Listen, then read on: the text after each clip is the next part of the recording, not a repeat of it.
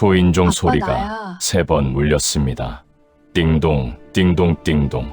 보통 사람은 한 아빠, 번만 나야. 누르지요. 서연이는 항상 한 번만 눌렀습니다. 조용하고 예의 바르고 남에게 패 끼치는 걸 싫어하는 아이였으니까요. 그런데 그날은 아니었습니다. 저는 서류철을 덮지 못한 채 멈춰 섰습니다. 손끝이 차가웠습니다. 가슴 한쪽이 먼저 알았습니다. 무언가 잘못됐다는 것을. 식탁 위에는 아직도 못 버린 옛 국토부 명패가 놓여 있었습니다. 그 위에 살짝 겹쳐 올려둔 작은 가족 사진. 퇴직한 지 10년이 지났지만 그 2개는 차마 버리지 못했지요. 명패 위에 찍힌 제 이름, 그리고 사진 속 내 식구. 그 사이로 현관문 쪽에서 서연의 떨리는 목소리가 들려왔습니다. 아빠, 나야. 목소리가 깨져 있었습니다. 울음을 참은 흔적이 역력했습니다. 저는 명패를 덮고 사진을 뒤집었습니다. 왜 그랬을까요? 사진 속 웃는 얼굴들을 마주할 용기가 없었던 걸까요? 그리고 문으로 걸어갔습니다. 문을 열자마자 공기가 먼저 들어왔습니다. 차가운 겨울바람이 아니었습니다. 절망의 냄새였습니다. 화장기 거의 지운 얼굴, 대충 묶은 머리, 손에 구겨 쥔 두꺼운 서류 봉투. 서연이는 신발을 반쯤만 벗은 채 거친 숨을 쉬고 있었습니다. 눈가가 붉었습니다. 입술은 바짝 말라 있었습니다. 왜 그래? 무슨 일 있어? 제 목소리는 생각보다 차분했습니다. 아버지의 목소리는 그래야 했으니까요. 다만 오른손이 문고리를 꽉 잡고 있는 걸 느꼈습니다. 안 그러면 저도 같이 무너질 것 같았지요. 아빠, 우리 큰일 났어. 서연의 눈이 제 눈을 제대로 보지 못하고 허공만 맴돌았습니다.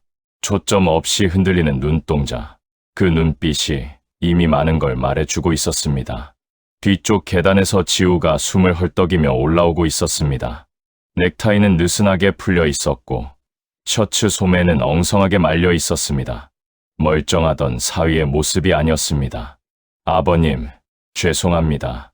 같이 왔어야 하는데. 목소리가 갈라져 있었습니다. 저는 말을 끊었습니다. 일단 들어와라.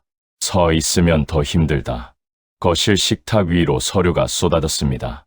등기부 등본, 전세계약서, 잔금 이체 예정일, 집주인 인감증명서, 모양과 냄새 모두 익숙했습니다. 너무나 익숙해서 가슴이 철렁 내려앉았습니다. 저는 자동으로 돋보기를 챙겨 썼습니다. 10년 전까지 제 책상 위에 매일 올라오던 것들이었지요. 국토부 주택정책국장 자리에서 이런 서류를 보고 사인을 했습니다. 그때는 국민 전체의 집을 보고 있다고 믿었습니다. 이제는 제 딸의 집 한 채를 지켜내지 못한 서류로 다시 마주하게 되었지요. 우리 전세 다 날아갔어. 서연이 입술을 깨물며 말했습니다. 말은 짧았지만 안에 들어있는 것들은 너무 많았습니다. 보증금, 대출, 미래, 아이, 내일, 10년 후.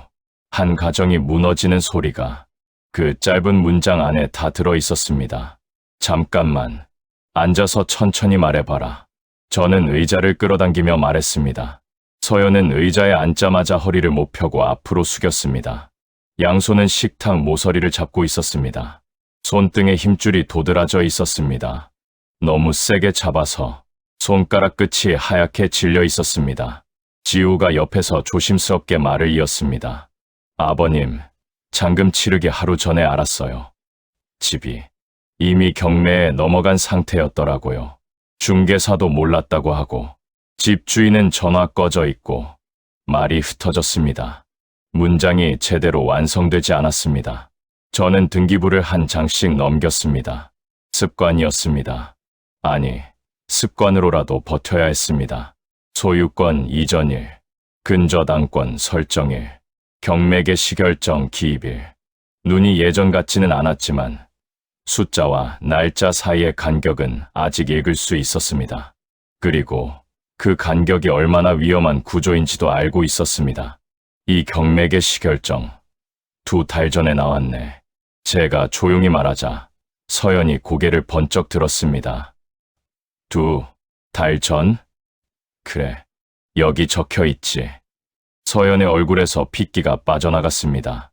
창백함을 넘어선 무언가 깨지는 표정이었습니다. 지우가 입술을 깨물었습니다.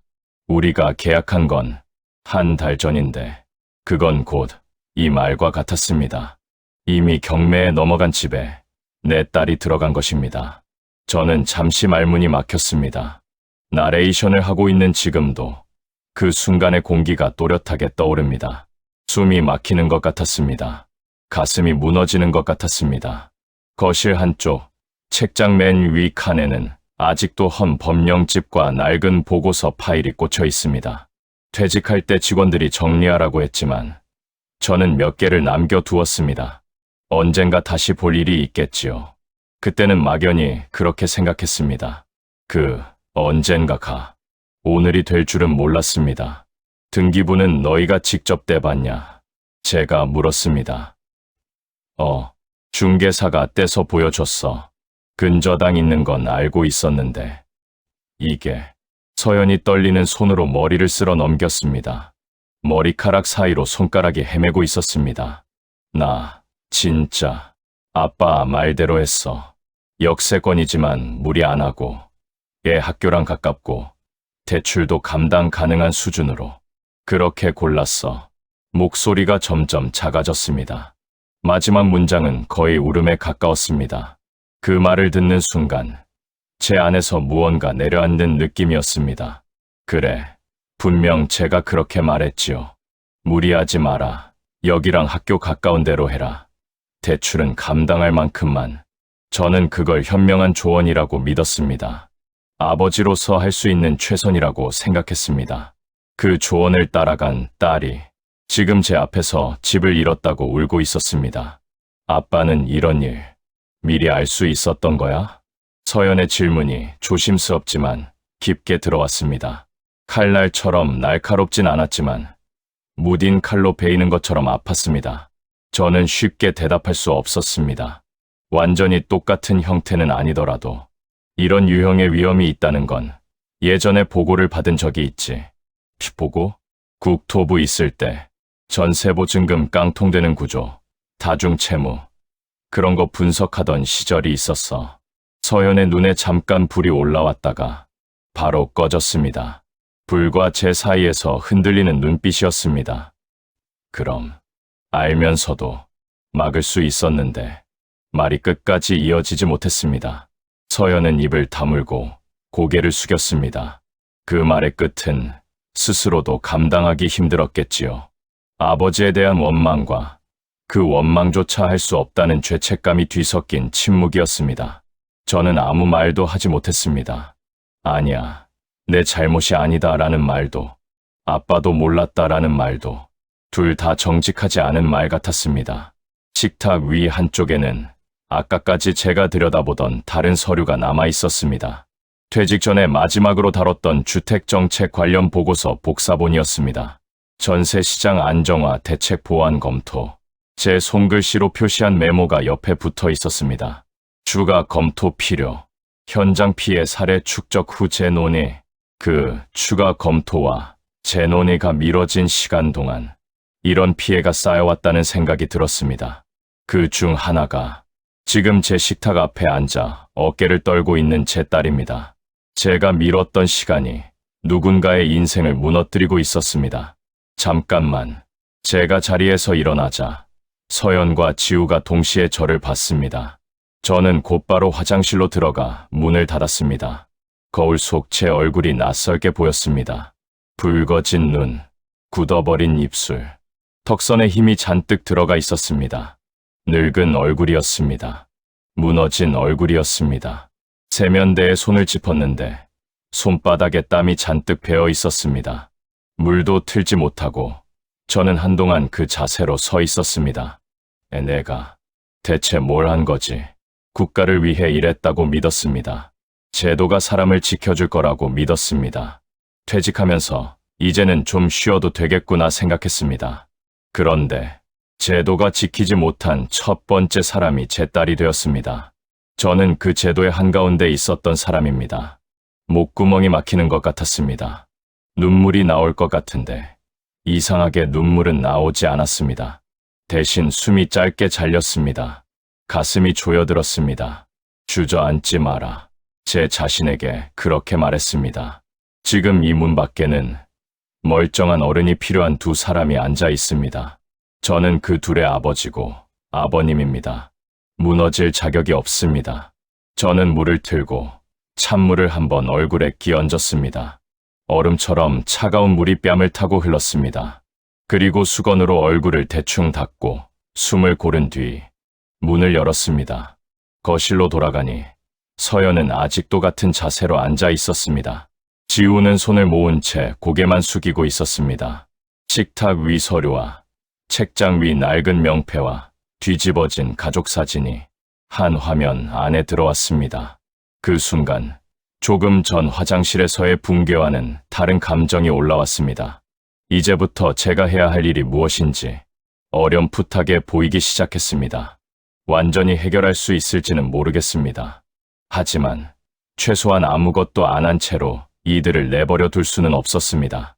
서현아, 제가 먼저 입을 열었습니다.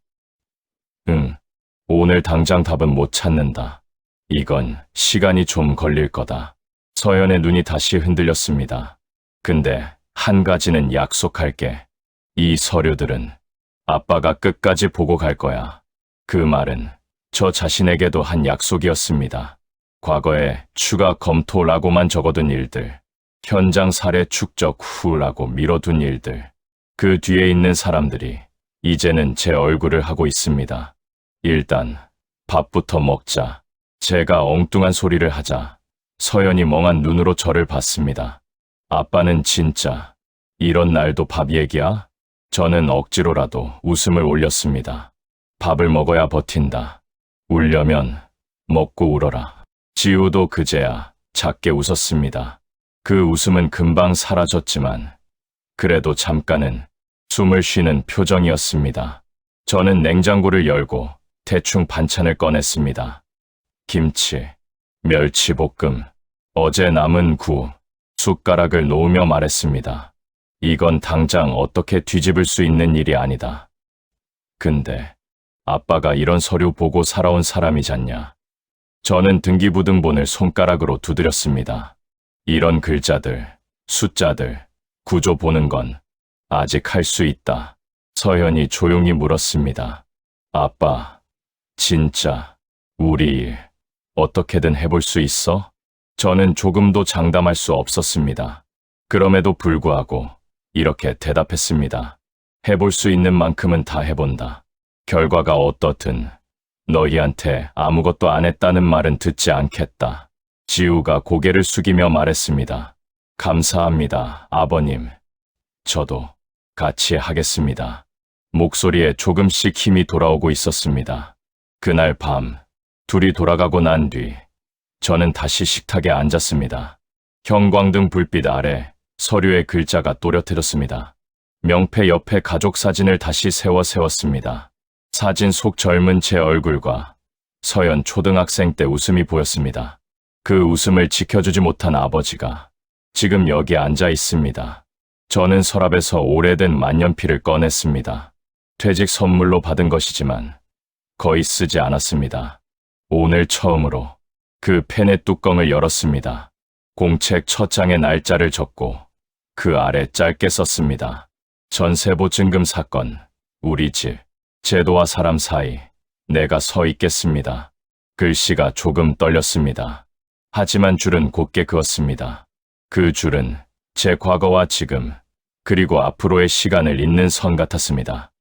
명패, 가족사진, 만년필, 이 세 가지를 사이에 두고 저는 조용히 마음을 다잡았습니다. 이제부터 다시 시작이네요. 그날 밤, 저는 한참 동안 불을 끄지 못했습니다. 하지만 이상하게도 아까 화장실에서 무너지던 때와는 달랐습니다. 두려움과 함께 아주 얇은 결심이 생겼습니다.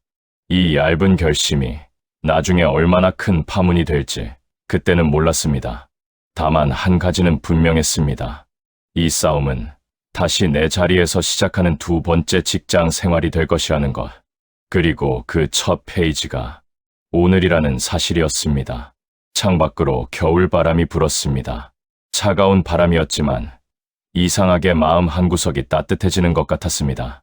딸을 지켜야 한다는 마음이 얼어붙었던 무언가를 녹이고 있었습니다. 다음 날 아침, 저는 평소보다 일찍 깨었습니다. 알람이 울린 것도 아닌데 눈이 먼저 떠졌지요.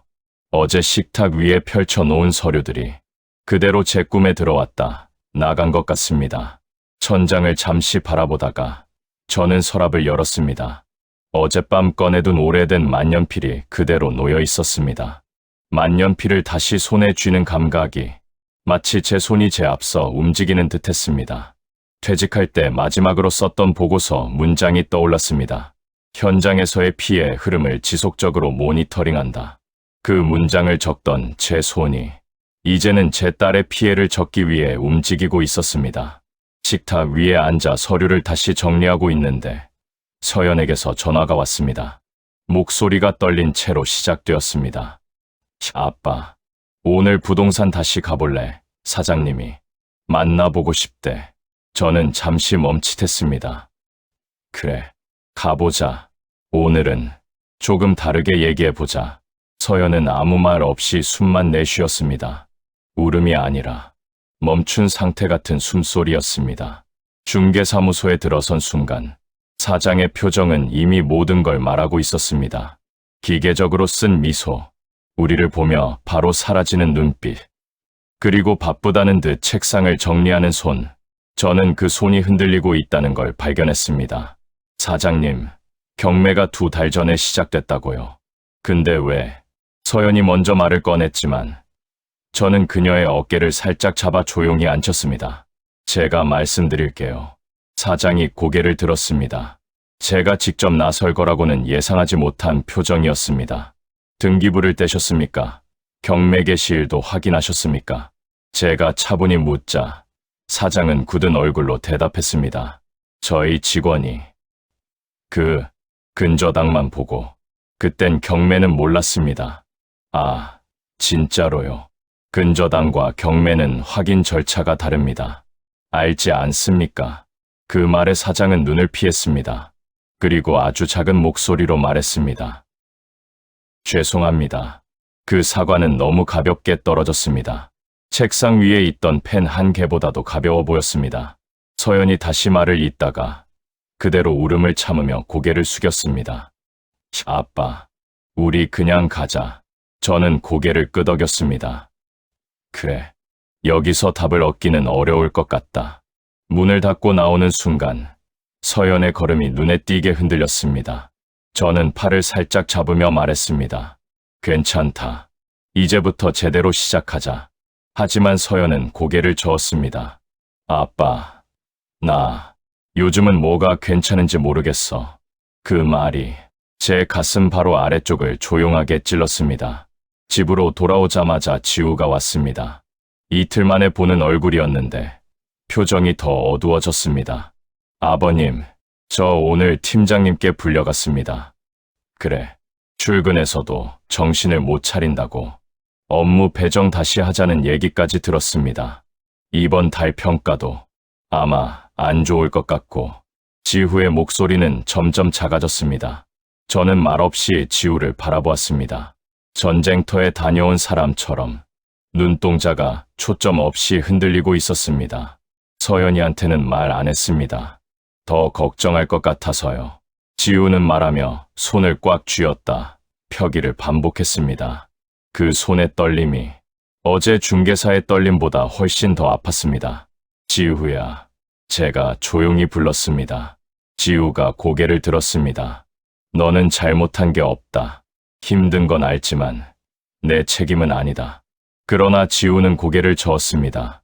아버님, 그래도 남편이면 아빠면 지켜야 하는 게 있지 않습니까? 그 말은 사실 저에게 하는 말이기도 했습니다. 저는 대답을 하지 못했습니다. 말보다 침묵이 더 정직할 때가 있습니다. 그날 밤 서연과 지우가 함께 오지 않은 시간에 저는 제 방으로 들어가 문을 닫았습니다.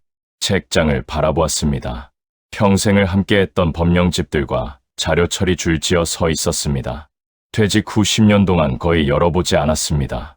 딸도, 사위도, 제 과거가 이만큼 무게 있는 줄 몰랐겠지요. 저는 조용히 선반에서 한 권을 꺼냈습니다. 주택임대차보호법 개정 검토안 표지가 바랬습니다. 모서리는 달아 있었습니다.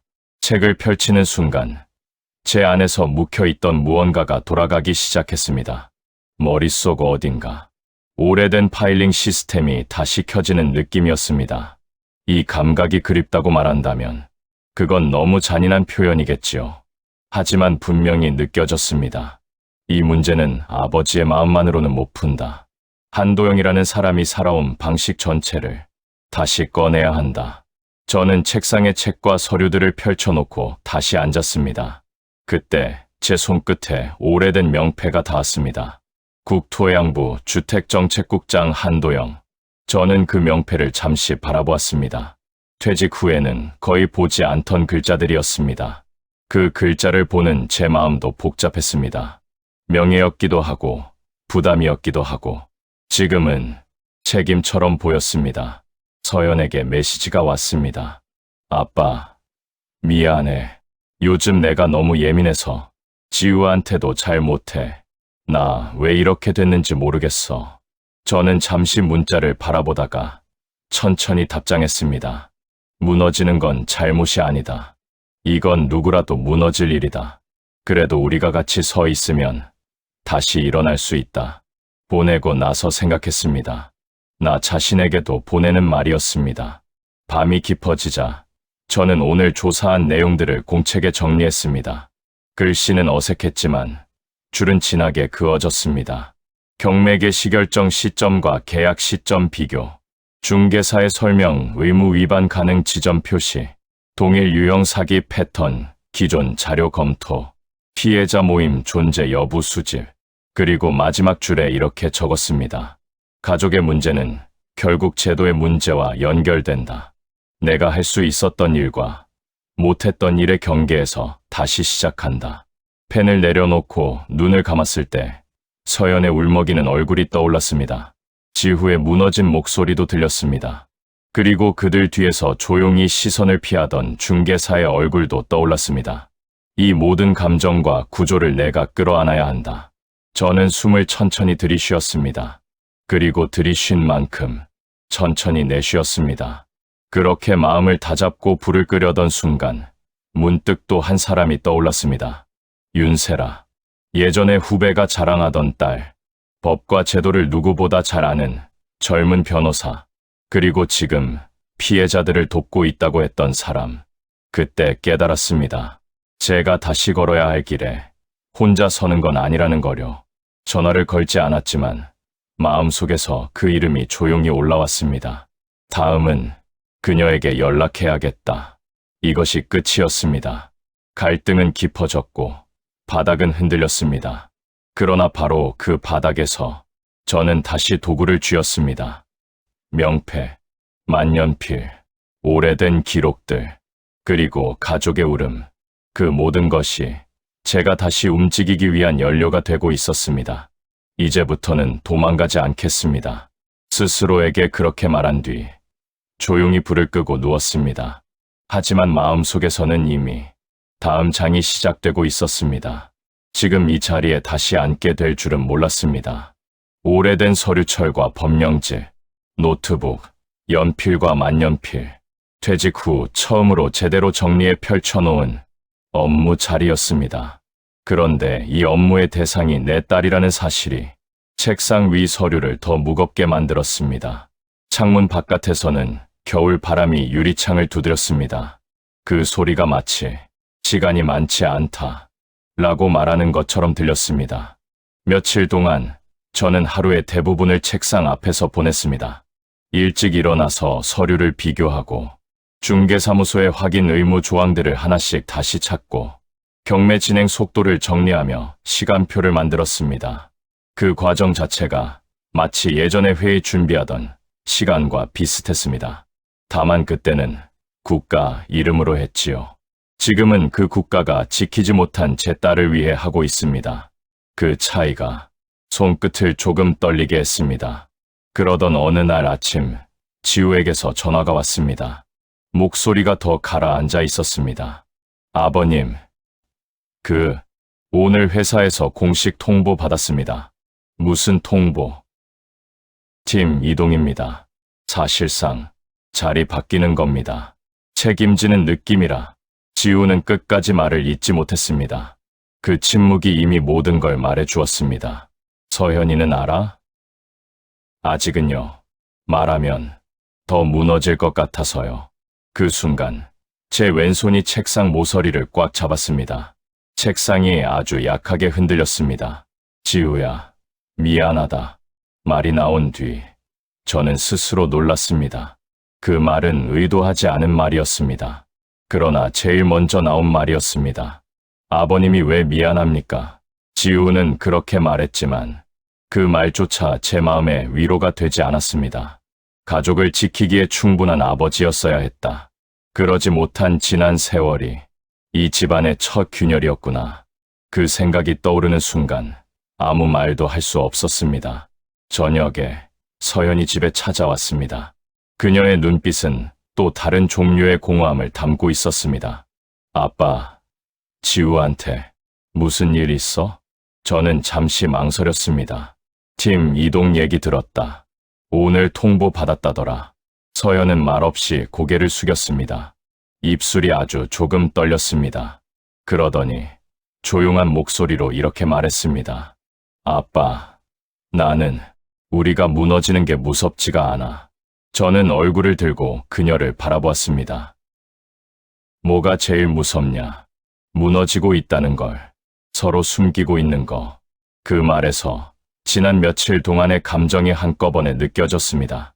서연은 지우에게 밝은 척했고, 지우는 서연을 더 불안하게 하지 않으려고 침묵했고, 나는 둘에게 아버지 표정을 유지하려 했습니다. 우리는 모두 같은 방향에서 무너지고 있었던 겁니다. 서연은 다시 말했습니다. 아빠, 우리 이대로 가면 안 될 것 같아. 저는 고개를 끄덕일 수밖에 없었습니다. 그래서 아빠가 지금부터 제대로 시작해보려 한다. 서연의 눈이 잠시 흔들리더니 아주 약하게 빛났습니다. 그날 밤, 저는 결국 윤세라에게 연락하기로 마음먹었습니다. 한참 망설이다 번호를 눌렀습니다. 2번 울리고 3번째에서 전화를 받았습니다. 여보세요, 윤세라입니다. 차분하고 또렷한 목소리였습니다. 그 목소리를 듣는 순간 이상하게 마음이 조금 가라앉았습니다. 세라 씨, 나 한도영입니다. 예전에 내 아버지와 세라는 단번에 알아듣는 듯했습니다. 국장님, 아버지한테 많이 들었습니다. 연락 주셔서 무슨 일이신가요? 저는 숨을 고르고 서류 위에 놓인 등기부등본을 바라보며 말했습니다. 우리 집이 전세 사기를 당했습니다. 말을 하고 나니 이 한 문장이 이렇게 무겁다는 걸 처음 알았습니다. 세라는 잠시 조용하다가 말했습니다. 어떤 유형인지 여쭤봐도 될까요? 저는 차근차근 설명했습니다. 계약 시점, 경매 시점, 중개사 대응, 집주인 연락 두절. 설명하는 제 목소리가 업무 보고하던 시절처럼 차분해지는 걸 느꼈습니다. 몸이 먼저 반응하는 것 같았습니다. 세라는 기록하는 듯 천천히 중간중간 확인을 넣었습니다. 근저당 설정액은요? 임차권 등기는 아직 안 하셨죠? 계약서 특약은 어떻습니까? 저는 묘하게 익숙한 질문들에 모두 답했습니다. 이 대화를 하는 제 자신이 참 아이러니했습니다. 제도를 만들던 사람이 이제 그 제도의 피해자가 되어 다시 제도 앞에 서서 조언을 받고 있었습니다. 세라는 마지막에 조용히 말했습니다. 국장님, 쉽게 끝나는 사건은 아닐 거예요. 하지만 방법이 아주 없는 건 아닙니다. 그 말 한 줄이 오랜만에 제 심장 깊숙이 들어왔습니다. 희망이라는 단어를 입에 올리지 않아도 그 의미가 정확히 전해지는 문장이었습니다. 제가 도울게요. 국장님, 혼자 싸울 일은 아닙니다. 저는 아주 천천히 대답했습니다. 고맙습니다. 정말. 전화를 끊고 나니 손끝이 미세하게 떨렸습니다. 불안 때문이 아니라 오랜만에 느껴보는 누군가와 함께 움직인다는 감각 때문이었습니다. 책상 위의 명패를 다시 바라봤습니다. 주택정책국장. 퇴직 후 단 한 번도 이 글자가 저에게 의미가 된 적이 없었는데 오늘은 조금 달리 보였습니다. 이 명패는 권력이 아니라 책임을 의미했구나. 그리고 그 책임은 아직 끝나지 않았구나. 저는 명패 옆에 만년필을 가지런히 두었습니다. 그리고 서류 위에 새로운 페이지를 열었습니다. 피해 구조 도식화, 초안 작성, 동일 유형 사례 비교, 세라와 정례 체크, 줄이 또렷하게 그어졌습니다. 밤 12시가 넘었을 때 서연에게 메시지가 왔습니다. 아빠, 오늘은 조금 숨이 쉬어졌어. 고마워. 저는 휴대전화를 내려놓고 조용히 웃었습니다. 웃음이 길게 이어지지는 않았지만 그 짧은 순간이 하루 중 가장 따뜻했습니다. 그리고 책상 위 불을 끄며 속으로 말했습니다. 이제 진짜 시작이군. 이 싸움이 어디까지 갈지는 모르지만 적어도 이제는 바닥에서 무너지는 싸움이 아니라 누군가와 함께 앞으로 나아가는 싸움이라는 걸 알았습니다. 새벽 공기가 창문 틈으로 들어오고 있었습니다. 저는 그 공기 속에서 오래전 잊어버렸던 감각을 다시 찾았습니다. 문제를 해결해보자. 그 단순한 문장 하나가 그날 밤 저를 다시 살아있게 만들었습니다. 윤세라와의 첫 모임이 있던 날, 저는 이른 아침부터 서류 가방을 챙겼습니다. 퇴직 후에는 거의 들고 나가지 않던 가방이었습니다. 잠긴 지 오래된 지퍼가 조금 뻑뻑했습니다. 그 지퍼를 여는 순간, 아, 내가 다시 가는구나. 그 생각이 먼저 들었습니다. 명패와 만년필을 잠시 손에 올렸다가 그대로 내려놓았습니다. 둘 다 집을 지키는 자리에서 쓰는 것들이지 회의실에 들고 갈 물건은 아니었지요. 하지만 그 감각은 손끝에 그대로 남았습니다. 주민센터 작은 회의실은 이미 사람들이 모여 웅성이고 있었습니다. 가난한 사람도, 젊은 부부도, 어르신도 있었습니다. 그들의 얼굴에 공통된 표정이 있었습니다. 피곤함, 분노, 체념, 그리고 작은 희망. 세라가 저를 보고 와서 말했습니다. 국장님, 오셨네요. 오늘 얘기 많이 필요하실 거예요. 저는 고개를 살짝 숙였습니다. 내가 고생 많구나. 세라는 웃지도 울지도 않는 얼굴로 말했습니다. 국장님, 저는 이런 일 할 때가 제일 힘들어요.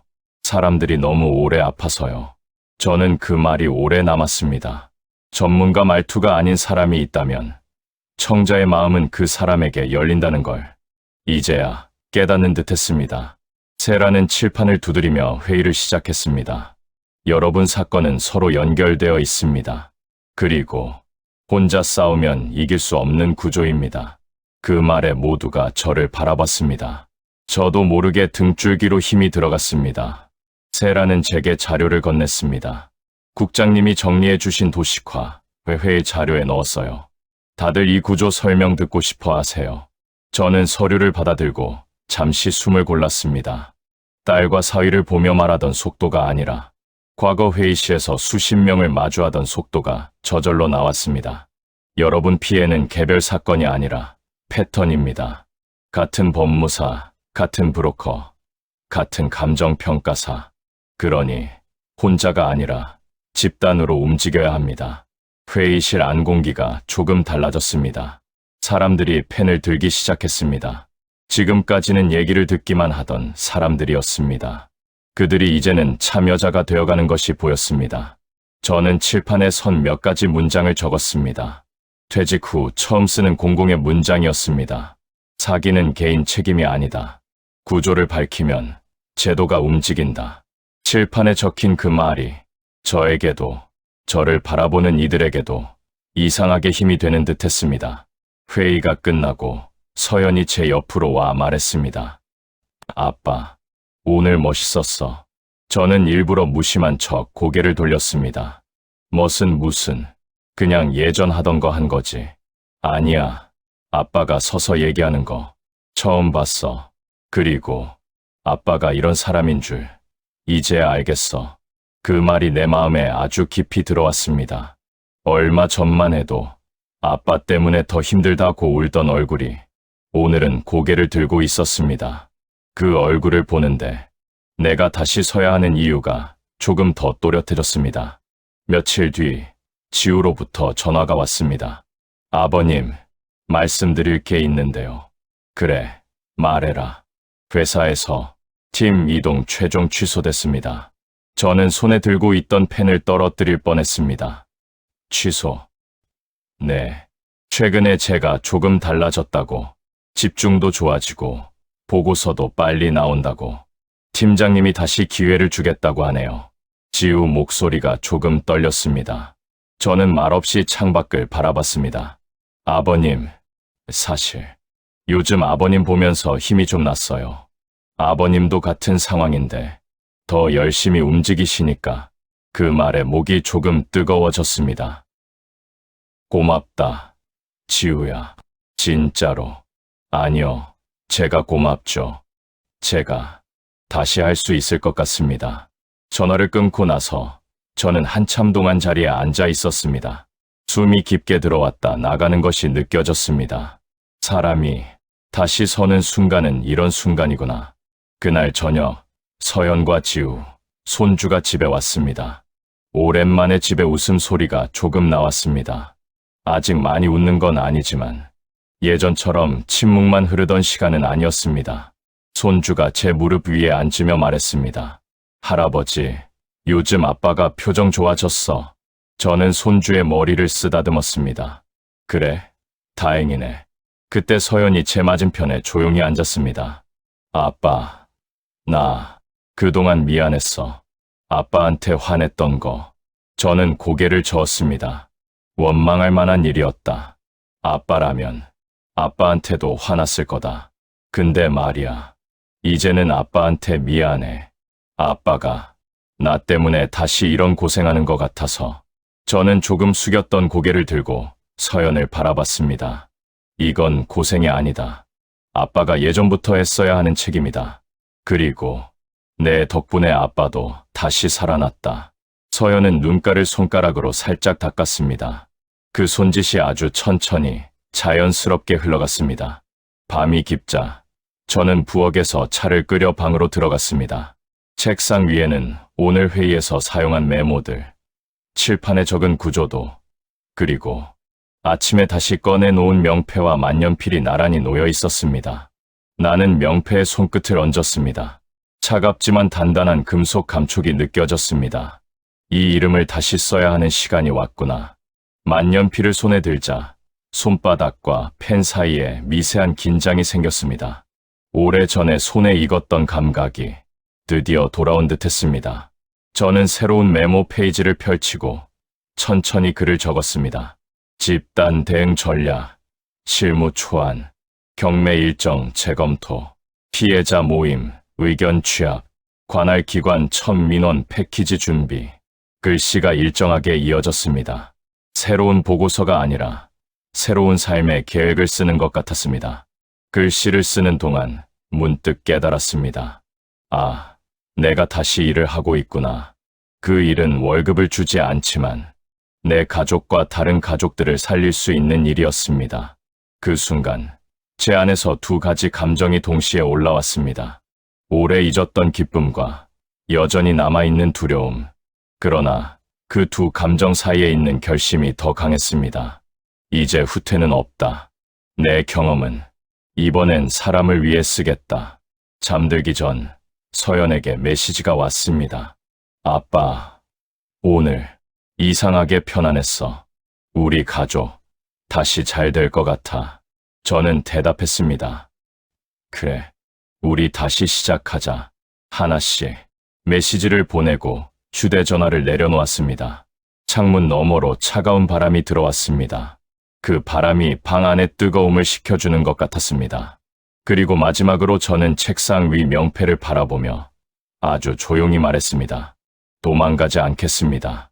이제는 제 이름으로 책임지겠습니다. 그 말이 제 마음을 깊게 정리해 주었습니다. 그날 밤, 저는 아주 오랜만에 내일이 오는 게 두렵지 않은 밤을 보냈습니다. 그리고 마음속으로 알았습니다. 이어질 결말은 이제 단순한 해결이 아니라 완성이 될 것이라는 것을. 경매 날짜가 확정된 뒤 우리는 매일같이 움직였습니다. 피해자 모임의 의견서를 정리하고 중개사의 법적 의무 위반 증거를 보강하고 집주인의 채무 흐름을 경찰에 제출했습니다. 그 과정에서 놀란 것은 제가 이 모든 걸 다시 할 수 있다는 사실이었습니다. 몸이 기억하고 있었습니다. 보고서 정리, 법령, 비교, 구조도 작성, 기관 간 연락, 퇴직 후에는 필요 없을 줄 알았던 능력이 가장 필요한 순간에 다시 깨어났습니다. 그리고 그 능력은 우리 집을 살리기 위한 것이었습니다. 경매 하루 전날, 세라에게서 문자가 왔습니다. 국장님, 큰 흐름은 잡았습니다. 내일 결과가 어떻게 나오든 의미가 생길 겁니다. 그 메시지를 읽는 순간, 그동안 숨죽이며 버텨온 시간들이 단번에 정리되는 느낌이었습니다. 의미. 그 단어를 가진 사람이 얼마나 강한지 저는 공무원 시절에 이미 알아두었지요. 다음 날, 경매장. 바닥 타일이 차갑게 느껴졌습니다. 많은 사람들이 웅성이고 있었지만 그 소리가 멀리서 들리는 것처럼 느껴졌습니다. 서연의 손이 제 옷소매를 잡았습니다. 아직도 손끝이 조금 떨리고 있었지만 지난달 같은 절망의 떨림은 아니었습니다. 지우는 두 손을 모으고 조용히 서 있었습니다. 눈은 무거웠지만 오래전 봤던 포기한 눈은 아니었습니다. 세라가 우리 옆으로 와서 작은 목소리로 말했습니다. 국장님, 오늘 우리가 원하는 결과가 나오지 않을 수도 있어요. 하지만 흐름은 이미 바뀌고 있습니다. 피해자들이 묶이면 제도가 달라집니다. 저는 고개를 끄덕였습니다. 결국 이 싸움은 우리 집만의 싸움이 아니었구나. 세라는 그 말에 조용히 웃었습니다. 네, 국장님, 처음부터 그랬습니다. 경매장은 빠르게 진행되었습니다. 우리의 집 순서는 금방 다가왔습니다. 입찰가는 예상보다 낮게 형성되었습니다. 채권자들의 순서에 따라 돈은 보증금까지 닿지 않았습니다. 서연은 잠시 숨을 고르더니 말했습니다. 그래도 오늘은 울지 않을래. 그 한마디에 제 가슴이 아주 강하게 울렸습니다. 희망이라는 것이 이렇게 단단하게 변하는구나. 누구도 해결 못한 상황 속에서도 버티는 법을 찾았다는 뜻이었습니다. 경매관의 망치 소리가 울리는 순간 저는 눈을 감았습니다. 망치는 차갑게 들렸지만 마음 한편에서는 이상하게도 더 따뜻한 소리가 들렸습니다. 엄마, 오늘도 아빠 안 왔어? 하계회, 날 서연이 했던 그 말이 십수년 만에 다시 떠올랐습니다. 그 자리, 이제는 비어있지 않았습니다. 아버지의 자리가 늦게라도 돌아왔습니다. 며칠 후, 피해자 모임의 민원이 공론화되기 시작했습니다. 언론에서도 이 구조를 다루기 시작했고, 국토부에서는 내부 검토 회의를 열었습니다. 세라가 휴대전화를 보며 말했습니다. 국장님, 보셨죠? 이 문서, 국장님이 정리하신 구조도 그대로 인용됐어요. 이번에 전세 사기 피해자 보상 대책도 함께 논의될 것 같아요. 저는 휴대전화를 바라보았습니다. 화면 속 문서에 제가 그은 붉은 줄이 그대로 있었습니다. 그렇구나. 말은 짧았지만 그 짧은 문장에 들어있는 의미는 컸습니다. 퇴직 후 이름이 어디에도 쓰이지 않았던 세월. 이제는 이름이 아니라 제가 살아온 방식이 세상에 다시 쓰이고 있었습니다. 그리고 어느 토요일 저녁, 우리는 작은 식당에서 다시 모였습니다. 늘 가던 동네 식당이었습니다. 서연이 좋아하던 된장찌개 냄새가 가게에 가득했습니다. 자리에 앉자마자 지우가 말했습니다. 아버님, 얼마 전 말씀드렸던 프로젝트 다시 맡게 됐습니다. 저는 조금 놀란 얼굴로 바라봤습니다. 그래, 그거 중요한 거 아니었냐? 네, 팀장님이 이번엔 믿어보겠다고요. 지우는 웃었습니다. 얼굴에 돌아온 생기가 그동안 무겁게 내려앉았던 가족 분위기를 조금씩 밀어냈습니다. 서연도 옆에서 말했습니다. 아빠, 나도 요즘은 다시 숨이 쉬어져. 이 일로 우리 셋 다 무너질 뻔했는데 이상하게 요즘 더 가까워진 것 같아. 저는 그 말을 듣고 천천히 고개를 끄덕였습니다. 그래, 고생했다. 우리 셋 다. 식사가 조금 진행되었을 때 서연이 조용히 말했습니다. 아빠. 응. 아빠, 고마워. 그 말이 떨어지는 순간 저는 숟가락을 내려놓았습니다. 그동안 수없이 듣고 싶었던 말이었지만 막상 듣는 순간에는 아무 대답도 못했습니다. 서현이 다시 말했습니다. 아빠가 우리를 지켜준 거야. 결과가 어떻게 됐든 아빠가 있지 않았으면 나는 여기까지 못 왔을 거야. 그 말은 아주 조용하게 떨어졌지만 식당 전체의 소리가 멎은 것처럼 들렸습니다. 저는 천천히 숨을 고르고 나서 대답했습니다. 늦어서 미안했다. 아빠가 조금 더 일찍 돌아왔어야 했는데. 서현이 웃었습니다. 아빠는 지금 와줘서 고마워. 그걸로 충분해. 그 말은 오래도록 기억에 남을 문장이었습니다. 저녁을 마치고 집에 돌아와 저는 책상 앞에 앉았습니다. 이 싸움을 시작할 때 열었던 공책이 그대로 놓여 있었습니다. 맨 앞장에 적혀있던 문장을 다시 읽었습니다. 전세보증금 사건, 우리 집, 제도와 사람 사이, 내가 서 있겠습니다. 그리고 그 아래에 새로운 문장을 적었습니다. 완성은 없지만 변화는 시작된다. 글씨를 적는 손이 더 이상 떨리지 않았습니다. 명패 옆에는 만년필, 그리고 그 옆에는 식당에서 서연이 가볍게 쥐어준 작은 영수증이 놓여 있었습니다. 그 영수증에 적힌 된장찌개 2, 순두부 1이라는 글자가 이 이상한 여정을 완벽하게 마무리해주는 듯했습니다. 밤이 깊어갈 때 서연에게 메시지가 왔습니다. 아빠, 사랑해. 저는 휴대전화를 한동안 바라보다가 천천히 대답했습니다. 아빠도 사랑한다. 우리 다시 잘 살아보자. 그리고 불을 끄려다 명패를 한 번 더 바라봤습니다. 이제는 과거의 상징이 아니라 오늘의 나를 설명하는 한 줄처럼 보였습니다. 한도영. 그 이름은 아직 끝나지 않았다. 저는 조용히 불을 끄며 속으로 말했습니다. 오늘까지가 지난 삶이었다. 내일은 내 경험이 누군가를 지키는 첫날이 될 것이다. 창밖에서 바람이 잦아들었습니다. 그 잦아든 바람 속에서 우리 가족의 삶이 다시 시작되는 소리가 아주 작게 들렸습니다. 그리고 저는 오랜만에 편안한 마음으로 잠들었습니다.